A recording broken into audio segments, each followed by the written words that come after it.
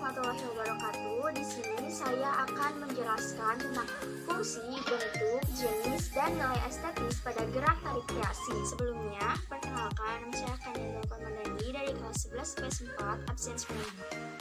Nah, pertama-tama saya akan menjelaskan tentang fungsi tari. Yang pertama adalah sarana upacara. Jenis tari yang biasanya digunakan dalam sarana keagamaan, adapun digunakan sebagai sarana upacara adat atau ritual yang bersifat sakral. Kemudian yang kedua adalah fungsi tari sebagai hiburan. Tarian ini yang gerakannya tercipta secara spontan saat berada di atas panggung yang berfungsi hanya untuk hiburan tanpa memikirkan konsep koreografi dari sebuah tarian.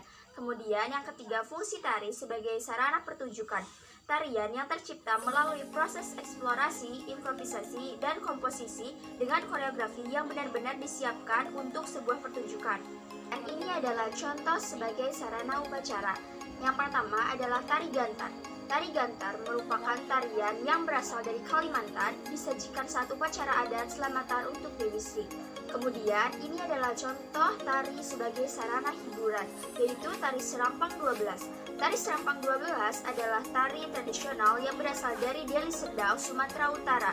Tari ini menceritakan tentang tahap-tahap saling mencintai dari mulai pertemuan dan ini adalah contoh tari sebagai sarana pertunjukan, yaitu Sendera Tari Ramayana. Sendera Tari Ramayana Prambanan merupakan sebuah pertunjukan yang menggabungkan tari dan drama tanpa dialog, diangkat dari cerita Ramayana dan dipertunjukkan di dekat Candi Prambanan di Pulau Jawa. Nah, selanjutnya saya akan menjelaskan mengenai bentuk tari. Tari merupakan rangkaian antara gerak satu dengan gerak lainnya. Gerak terdiri atas bermacam-macam motif gerak. Jadi, dalam setiap gerak memiliki bentuk-bentuk yang berbeda. Nah, bentuk tari berdasarkan geraknya terbagi menjadi dua. Yang pertama, tari representasional, yaitu tari yang secara utuh menggambarkan sesuatu dengan jelas. Kemudian yang kedua, tari non-representasional, yaitu tari yang melukiskan sesuatu dengan simbolis yang biasanya menggunakan gerak-gerak yang bersifat. Ini adalah contoh dari tari representasional, yaitu tari bondan. Tari bondan merupakan tarian yang berasal dari Jawa Tengah. Tari ini menggambarkan tentang kasih sayang seorang ibu kepada. Nah, kemudian ini adalah contoh dari tari non-representasional, yaitu tari bedaya. Tari bedaya merupakan tari tradisional Keraton Yogyakarta yang syarat maknanya dan erat hubungannya dengan upacara adat, sakral, religi, dan pustaka warisan leluhur yang dimiliki raja. Tari bedaya Ketawang dapat digunakan sebagai upaya pengenalan budaya Jawa pada pelajar BIPA. Selanjutnya saya akan menjelaskan mengenai jenis-jenis tari. Jenis-jenis tari terbagi menjadi dua bagian. Yang pertama yaitu gerak wantah. Gerak wantah atau maknawi adalah gerak yang biasanya dilakukan dalam kehidupan sehari-hari. Gerak ini dapat berupa gerak spontan, gerak akibat kebiasaan, atau gerak khusus akibat suatu pengalaman yang bersifat khas dan baru. Kemudian yang kedua ada gerak murni. Gerak murni adalah gerak yang digarap untuk mendapatkan bentuk yang indah dan tidak dimaksud untuk menggambarkan. Nah, yang terakhir di sini saya akan menjelaskan tentang nilai estetis dalam tari.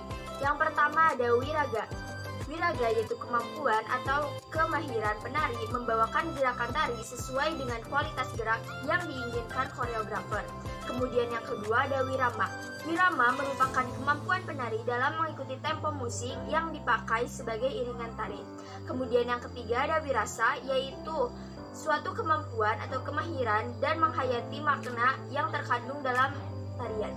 Kemudian yang terakhir ada harmonisasi, yaitu suatu keselarasan atau keseimbangan perpaduan antara beberapa unsur yang ada di dalam sebuah tarian.